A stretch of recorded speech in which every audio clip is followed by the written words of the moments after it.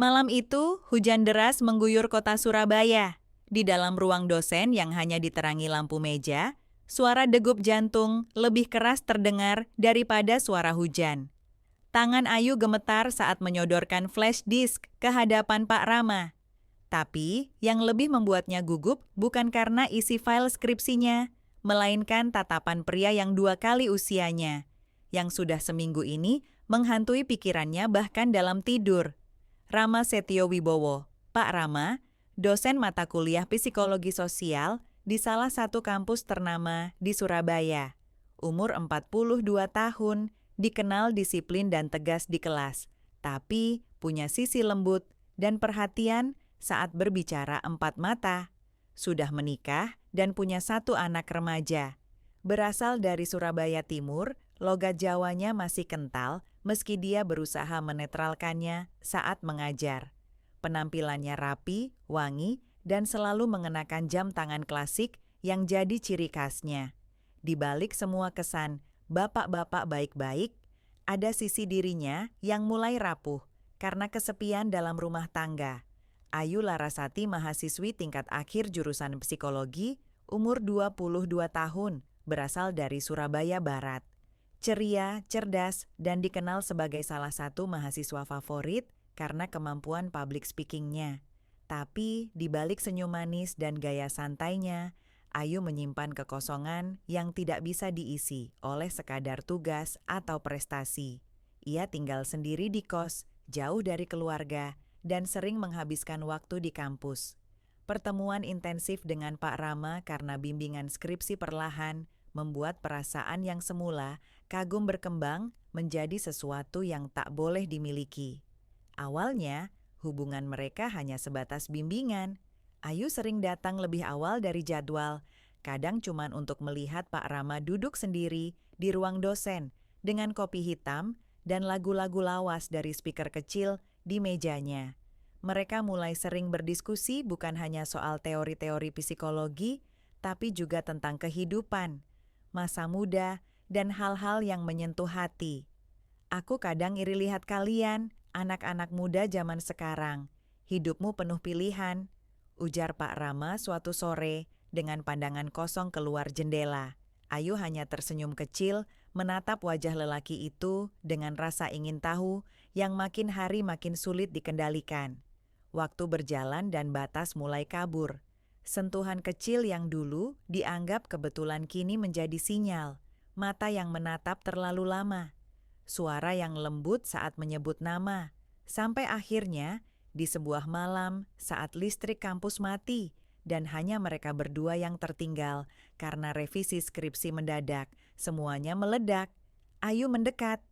Pak Rama tak menjauh. Mau tak ulangi bagian ini, Pak? Atau bagian yang lain? Tanyanya setengah berbisik sambil berdiri di belakang kursi tempat Pak Rama duduk. Nafas mereka beradu dan ruang sempit itu seakan tak cukup untuk menampung segala keinginan yang selama ini ditahan. Pak Rama menatapnya dalam. Kamu tahu ini salah kan, Yu? Tapi kadang, salah pun rasanya lebih hidup daripada benar yang hampa.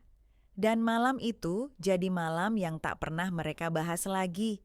Tapi juga tak bisa dilupakan. Sejak malam itu, segala sesuatunya berubah.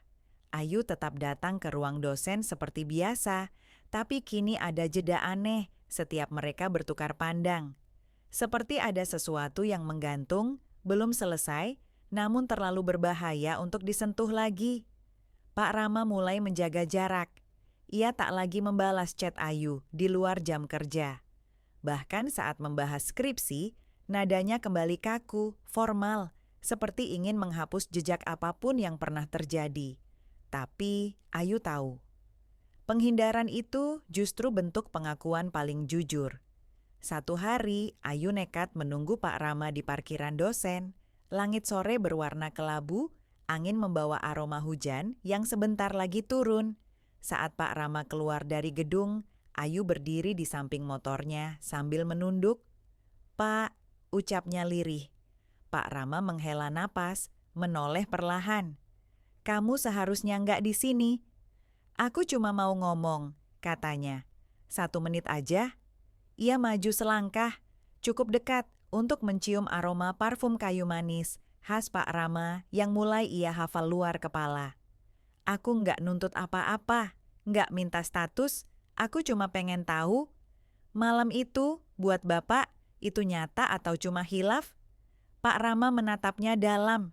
Wajah lelaki itu tampak lelah, matanya berkabut, tapi bibirnya tetap terkunci.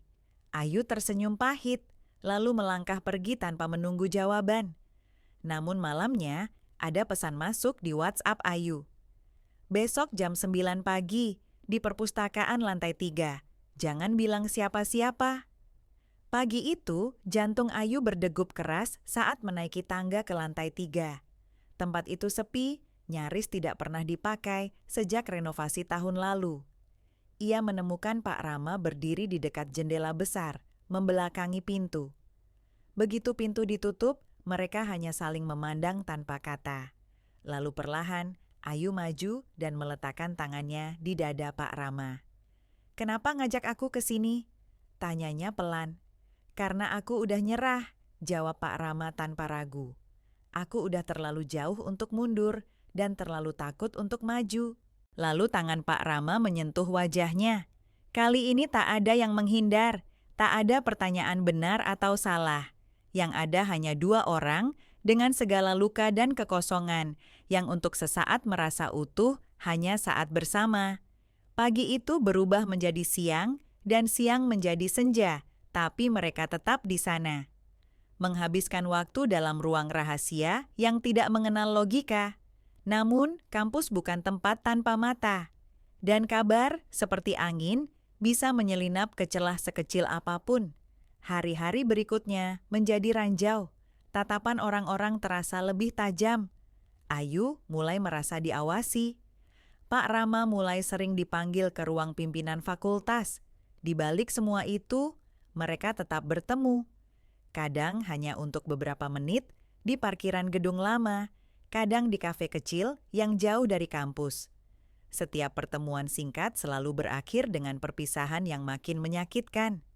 Sampai suatu malam, Ayu menemukan amplop coklat terselip di bawah pintu kosnya, tanpa nama pengirim.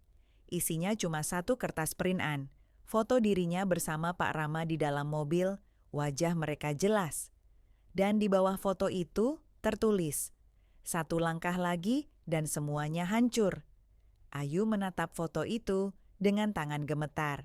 Ia duduk di lantai kosnya yang sempit, hanya diterangi lampu meja kecil.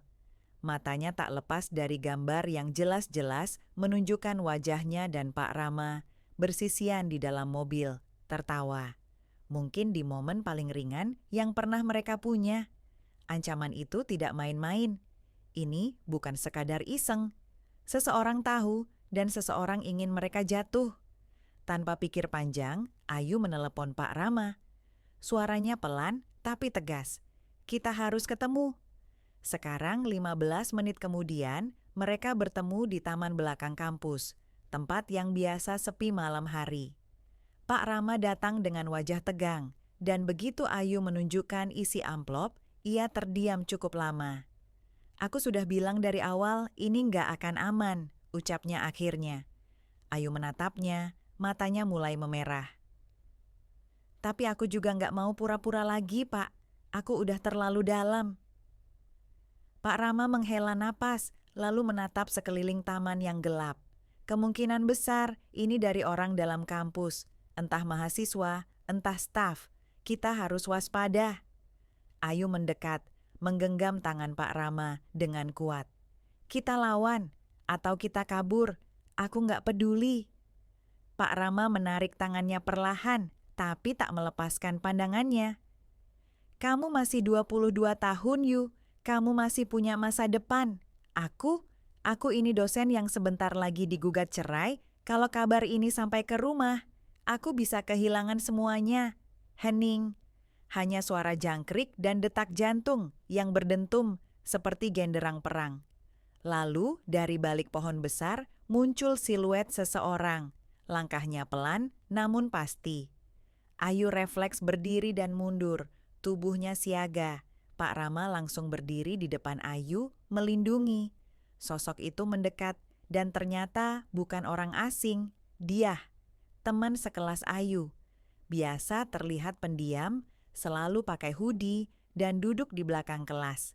Tak pernah terlibat urusan siapapun, tapi malam itu matanya tajam, tangannya memegang ponsel dengan kamera menyala. "Aku udah tahu dari awal," katanya datar. "Kalian pikir bisa main sembunyi-sembunyi terus? Kampus ini kecil, dunia ini lebih kecil. Kenapa kamu ngelakuin ini?" tanya Ayu. Nadanya hampir putus asa. Dia tersenyum kecil. "Karena kamu selalu dapat apa yang kamu mau, Yu. Dosen sayang kamu, teman-teman kagumi kamu. Tapi kamu nggak tahu, kan rasanya jadi yang nggak pernah dilihat?" Ayu hanya menatapnya, mencoba mencerna semua. Dia melanjutkan, "Aku nggak akan kirim ini ke dekanat. Belum. Tapi mulai sekarang, kamu akan tahu rasanya hidup dalam bayang-bayang ketakutan. Setiap hari, setiap langkah." Setelah itu, dia pergi begitu saja, seolah sudah puas dengan reaksi mereka. Meninggalkan Ayu dan Pak Rama berdiri membeku dalam gelap.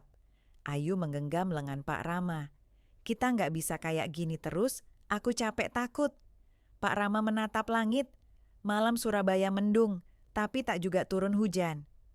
"Aku akan temui istriku besok," katanya pelan. "Aku akan bicara jujur." Ayu tercekat. "Terus aku gimana?" Pak Rama menatapnya. Mata itu sekarang penuh rasa bersalah dan keputusan. "Kalau aku kehilangan semuanya, kamu siap nungguin reruntuhannya?" Dan Ayu tak bisa menjawab. Hanya berdiri di sana, antara rasa cinta dan realita yang mulai menyiksa. Cerita belum selesai, tapi retaknya sudah terasa. Pagi itu langit Surabaya kelabu, seolah ikut menahan napas untuk apa yang akan terjadi. Di sebuah rumah bergaya kolonial di daerah Ketintang, Pak Rama duduk di ruang tamu. Di hadapannya duduk seorang wanita dengan sorot mata tajam dan tangan yang menggenggam secangkir teh, tanpa disentuh sejak disajikan. Istrinya, Ratih. Wanita yang dulu ia cintai tanpa batas, kini lebih terasa seperti tamu yang tinggal terlalu lama di rumah yang pernah hangat. "Jadi," suara Ratih akhirnya memecah keheningan. "Kamu mau ngomong apa?" Pak Rama menunduk, lalu menarik napas dalam. "Aku selingkuh." Tak ada drama, tak ada jerit. Ratih hanya mengangguk pelan, seolah sudah menduga. "Siapa?" tanyanya tenang. "Mahasiswaku," jawab Pak Rama. Kali ini tangan Ratih mengencang menggenggam cangkir teh. "Tuhan, Rama, kau sadar itu bisa bikin kamu dipecat?" Pak Rama mengangguk. "Aku tahu." Ratih menatap suaminya dalam-dalam. "Kamu sayang sama dia?" Hening, terlalu lama, lalu, "Iya." Ratih tertawa kecil. Bukan tawa bahagia, tapi seperti napas kehabisan tenaga yang dijadikan suara. "Kamu tahu, aku juga pernah disukai rekan kerjaku, tapi aku nggak pernah mikir buat nyakitin kamu." Pak Rama tak menjawab. Semua kata terasa sia-sia sekarang. "Mulai malam ini, kamu tidur di ruang tamu. Aku akan cari pengacara," ucap Ratih dingin. "Tapi jangan kira kamu bisa bebas begitu saja. Aku akan bicara dengan kampus." Pak Rama berdiri perlahan. "Terserah, aku nggak akan bohong lagi." Di saat yang sama, Ayu duduk di halte kampus, matanya sembab. Ia menatap ponsel tanpa henti, menunggu kabar dari Pak Rama. Tapi tak ada satu pesan pun yang masuk. Dari kejauhan, dia lewat, melirik sebentar, lalu menyeringai kecil sebelum berlalu tanpa suara. Ayu menggigit bibirnya, mencoba menahan amarah dan tangis yang bersatu. Dalam benaknya, ia mengulang-ulang kalimat Pak Rama semalam. "Kalau aku kehilangan semuanya, kamu siap nungguin reruntuhannya?" Dan sekarang, reruntuhannya mulai datang. Tapi yang paling menyakitkan bukan kehancuran, melainkan ditinggal diam-diam di tengah puing-puingnya. 3 hari tanpa kabar dari Pak Rama. Ayu mulai merasa seperti orang asing di kampusnya sendiri. Tatapan mahasiswa lain kini terasa berbeda. Ada yang penuh tanya, ada yang mencurigai, bahkan ada yang terang-terangan menghindar. Mungkin desas-desus sudah mulai beredar. Dia tak perlu mengirim foto ke dekanat, cukup satu bisikan yang salah dan nama Ayu hancur pelan-pelan. Di dalam kelas, dosen pengganti masuk menggantikan jadwal Pak Rama. Ayu duduk di barisan belakang untuk pertama kalinya tidak mencatat, tidak memperhatikan. Kepalanya penuh bayang-bayang, suara Pak Rama, genggaman tangannya, ciuman singkat di balik rak buku lantai 3, dan kini semuanya senyap. Sore itu, Ayu mendatangi rumah Pak Rama. Ia berdiri lama di depan pagar putih, menatap rumah itu seperti bangunan asing yang menyimpan rahasia. Pintu garasi tertutup, tirai jendela ditarik rapat. Tidak ada tanda-tanda kehidupan, tapi ia tahu, ia bisa merasakannya. Dari balik jendela lantai 2, sesosok perempuan memandanginya, Ratih. Mata mereka bertemu, dan dalam sepersekian detik itu, Ayu tahu, dia sudah kalah. Tanpa berkata apa-apa, Ratih menarik tirai dan menghilang dari pandangan. Ayu menghela napas panjang, lalu berjalan pergi, dengan langkah yang berat dan kepala yang makin kosong. Malamnya, ponselnya bergetar. Sebuah pesan masuk dari nomor tak dikenal. Besok jam 7 malam, Hotel Majapahit, kamar 206, jangan telat. Dada Ayu berdegup keras. Ia mengenali gaya penulisan itu, tanpa tanda tanya, tanpa emotikon. Hanya satu orang yang bisa mengirim pesan sependek itu dan membuat seluruh tubuhnya panas dingin. Keesokan malamnya, Ayu berdiri di depan kamar hotel yang disebut. Ia mengetuk pelan, sekali, 2 kali, lalu pintu terbuka. Pak Rama berdiri di sana, mengenakan kemeja abu-abu yang kusut. Wajahnya letih, tapi matanya menyala dengan campuran rasa bersalah, rindu, dan keputusasaan. "Masuklah," katanya singkat. Ayu melangkah masuk. Ruangan itu senyap. Hanya terdengar suara pendingin ruangan dan detik jam dinding yang berirama cepat. Begitu pintu tertutup, Pak Rama menarik Ayu ke dalam pelukannya, mencium keningnya lama. "Aku kehilangan semuanya," bisiknya. Ayu menatapnya, air matanya mulai turun. "Tapi aku di sini." Mereka berciuman, pelan, penuh luka. Seolah malam itu adalah satu-satunya yang tersisa. Mereka tidak bicara banyak, hanya saling melepas rindu dengan tubuh mereka. Dalam pelukan, dalam desahan, dalam diam yang tak butuh penjelasan. Tapi di meja kecil samping ranjang, ponsel Pak Rama menyala. Sebuah notifikasi masuk. Email dari dekanat. Undangan rapat komite etik. Kasus pelanggaran etika akademik Ayu menatap layar itu dari kejauhan, pelan-pelan menarik selimut untuk menutupi tubuhnya. Dan untuk pertama kalinya malam itu, dia mulai bertanya dalam hati. Cinta ini layak diperjuangkan atau hanya jebakan sunyi yang menyamar jadi pelarian? Pagi setelah malam itu, Ayu bangun lebih dulu. Cahaya matahari Surabaya menyelinap lewat celah tirai kamar hotel, menyinari wajah Pak Rama yang tertidur di sebelahnya. Tapi bagi Ayu, sinar pagi itu bukan kehangatan, melainkan peringatan. Dia duduk di tepi ranjang, mengenakan kemejanya kembali perlahan, sambil melirik ponsel Pak Rama yang masih menyala.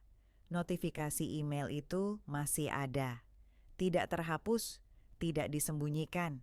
Seolah-olah Pak Rama sudah tidak punya energi lagi untuk menutupi apapun. Ayu memandang wajahnya sekali lagi sebelum mengambil tas kecilnya dan berjalan keluar kamar, tanpa membangunkan dia. Hari itu, Ayu tidak pulang ke kos. Ia pergi ke perpustakaan kampus, duduk di lantai yang sama di mana semua ini dimulai. Rak buku yang jadi saksi, meja tempat mereka pernah saling curi pandang. Tapi semuanya sekarang terasa dingin, sepi. Ia membuka laptop, membuka folder skripsinya, lalu berhenti. Tangannya malah membuka dokumen baru. Judul, Studi Psikologis tentang Relasi Daya dalam Hubungan Mahasiswa dan Dosen di Lingkungan Akademik. perspektif feminis dan eksistensialis. Ayu mulai mengetik, jari-jarinya bergerak cepat. Ia tak tahu kemana ini akan membawanya. Tapi satu hal pasti, dia tak mau jadi korban diam-diam dari kisah yang dia jalani setengah hati dan setengah rasa bersalah. Sore harinya, kampus gempar. Sebuah unggahan muncul di forum internal mahasiswa. Sebuah foto tangkapan layar email dari dekanat. Di bawahnya ditulis, "Kalau dosenmu bisa nginap di hotel bareng mahasiswanya, lalu kembali ngajar seakan gak ada apa-apa, apa masih layak disebut pengajar?" Komentar-komentar mulai masuk. Nama Pak Rama mulai disebut-sebut, nama Ayu belum, tapi tinggal tunggu waktu. Malam itu, Pak Rama menelpon Ayu. Suara di ujung sana gemetar. "Kamu lihat forumnya?" "Iya," jawab Ayu tenang. "Ini bisa jadi akhir buat aku." Ayu terdiam sejenak. "Mungkin emang harusnya gitu, Pak." "Dan kamu?" "Aku belum tahu, tapi aku nggak akan sembunyi." Untuk pertama kalinya, Pak Rama tak menjawab. Hanya napas panjang dan berat dari ujung sana. Keesokan harinya, Ayu berdiri di hadapan komite etik. Ia duduk sendiri, tanpa kuasa hukum, tanpa siapa-siapa. Di seberangnya duduk 3 orang dosen senior, wajah-wajah yang dulu ia hormati. "Kami butuh kejujuran, Ayu," ucap salah satu dari mereka. "Apakah benar ada hubungan personal antara kamu dan Pak Rama selama masa bimbingan?" Ayu menatap mereka, lalu tersenyum kecil. "Hubungan personal? Iya. Tapi kalau kalian mau bilang itu semata-mata salahku, kalian salah. Ini bukan cuma cerita cinta, ini cerita tentang kekuasaan, tentang bagaimana seorang mahasiswi bisa begitu mudah jatuh karena merasa didengar oleh satu-satunya orang yang memperhatikannya di tengah sistem yang dingin." Salah satu dosen tampak gelisah, yang lain terdiam. "Kalau kalian mau hukum aku, silakan. Tapi kalian juga harus mulai bertanya, kenapa kasus seperti ini sering terjadi? Dan kenapa selalu yang perempuan yang dipermalukan duluan?" Haning menggantung di ruang itu, tapi Ayu tetap duduk tegak. Matanya tidak gemetar, bibirnya tidak minta maaf, karena di detik itu, Ayu sudah bukan sekadar mahasiswi Pak Rama. Dia jadi saksi, jadi pengacara bagi dirinya sendiri, dan mungkin untuk pertama kalinya dalam hidupnya, dia merasa benar-benar bebas. Sejak hari itu, nama Ayu tidak hanya dikenal di lingkup fakultas. Ia mulai muncul dalam diskusi-diskusi kecil, di ruang-ruang BEM, di story Instagram mahasiswa, bahkan masuk ke dalam tulisan opini di buletin kampus yang jarang dibaca, kini jadi rebutan. Ada yang menyebutnya berani, ada juga yang bilang dia hanya cari panggung. Tapi Ayu tidak peduli. Ia sibuk. Bukan sibuk bersembunyi, tapi sibuk menulis, sibuk berbicara, sibuk menjawab pesan-pesan dari mahasiswi lain yang diam-diam curhat, mengaku pernah mengalami hal yang mirip atau lebih buruk. Yang mengejutkan justru datang dari Ratih, istri Pak Rama. Ia menghubungi Ayu lewat email pribadi, singkat, to the point. "Boleh kita bicara? Perempuan ke perempuan, bukan istri ke selingkuhan." Ayu membaca pesan itu berkali-kali sebelum membalas. "Bisa, tapi bukan di rumah, tempat netral." Mereka akhirnya bertemu di sebuah kafe kecil di kawasan Darmo. Tempat tenang, jauh dari kampus, jauh dari gosip. Ratih datang mengenakan kemeja putih. Riasannya tipis tapi tegas. Wajahnya tidak marah, tidak juga menangis. Tapi ada sorot dingin dalam matanya, seperti seseorang yang sudah lama selesai dengan luka, tapi belum selesai dengan dendam. "Aku nggak datang buat nyalahin kamu," ucap Ratih sambil menyeruput kopinya. "Aku cuma ingin ngerti, kenapa kamu?" Ayu menatap Ratih lama, lalu menjawab jujur, "Karena dia satu-satunya orang yang bikin aku merasa penting." Ratih tersenyum miris. "Itu juga yang dia bilang ke aku 15 tahun lalu." Hening, tajam, seolah waktu di kafe itu berhenti. "Kamu tahu, Rama itu bukan laki-laki jahat, tapi dia pengecut. Selalu pakai cinta sebagai pembenaran untuk semua keputusannya yang salah. Lanjut Ratih. Dan kamu, Ayu, kamu terlalu cerdas untuk jadi korban. Tapi kamu juga terlalu terluka untuk sadar. Ayu tak langsung menjawab, tapi tangannya yang gemetar di bawah meja cukup menjelaskan semuanya. Sebelum berpisah, Ratih meninggalkan satu amplop. Kalau kamu benar-benar ingin selesai, kamu akan tahu harus apa dengan ini. Di dalam amplop itu, fotokopi laporan keuangan pribadi Pak Rama, termasuk satu transaksi transfer besar dari rekening fakultas ke rekening pribadinya, bertanggal 2 minggu sebelum semua ini meledak. Korupsi, bukan hanya skandal asmara, ini bisa jadi akhir karier Pak Rama sepenuhnya. Dan Ayu duduk di kamarnya malam itu, menatap berkas itu, seperti menatap ujung dua jalan. Satu membawa ke balas dendam sempurna, satu lagi ke pengampunan yang setengah mati sakitnya. Ponselnya menyala. Pesan dari Pak Rama. Aku dengar kamu ketemu Ratih, kamu nggak harus percaya semua yang dia bilang. Tapi kalau kamu sayang aku, tolong jangan teruskan semua ini, kumohon. Ayu membaca pesan itu lama, lalu mematikan layar. Ia belum tahu apa yang akan ia lakukan. Tapi satu hal pasti, dia tak lagi gadis yang sama seperti sebelum jatuh cinta pada dosennya. Ayu akhirnya memutuskan untuk membawa laporan itu ke dekanat, bukan untuk menjatuhkan Pak Rama, melainkan untuk memastikan bahwa apa yang terjadi tidak terulang lagi pada mahasiswi lainnya. Ia menghubungi beberapa teman dekatnya yang aktif di organisasi kampus dan media, menyusun langkah dengan hati-hati. Langkah pertama adalah membuat pengaduan resmi ke dekanat tentang skandal ini, tentang hubungan yang tidak profesional, dan tentang penyalahgunaan kekuasaan yang lebih besar, korupsi. Hari itu, semua yang terjadi dalam kampus berubah. Rapat darurat diadakan dengan cepat, dan nama Pak Rama muncul bukan hanya sebagai seorang dosen yang melanggar etika, tetapi juga sebagai seorang yang terlibat dalam penyalahgunaan dana kampus. Ayu duduk di ruang komite dekanat, menatap wajah-wajah yang sekarang memandangnya dengan campuran rasa hormat dan ketakutan. Tidak ada lagi yang bisa disembunyikan. Ia menghadap dekan dan beberapa profesor senior dengan bukti yang sudah ia kumpulkan, dengan harapan mereka akan bertindak. Namun, yang datang bukan hanya tindakan, tetapi juga serangkaian pertanyaan yang tidak terduga. Apakah kamu benar-benar yakin kamu ingin melangkah lebih jauh, Ayu? Tanya salah satu dekan dengan nada serius. Kamu tahu ini akan merusak lebih dari sekadar karier Pak Rama. Ini akan mengguncang kepercayaan di kampus ini. Ayu menatapnya dengan mata yang tajam. Kepercayaan, yang saya tahu, kepercayaan itu dibangun dari integritas, bukan dari kepentingan pribadi. Saya tidak akan diam lagi. 2 minggu kemudian, keputusan dekanat keluar.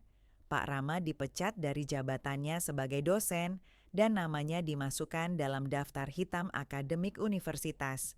Namun, itu bukan akhir dari semuanya.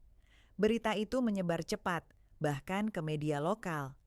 Karyawan kampus yang mengetahui situasi di belakang layar juga mulai berbicara. Hanya beberapa hari setelah keputusan itu, kasus tersebut mulai diselidiki oleh pihak yang lebih tinggi.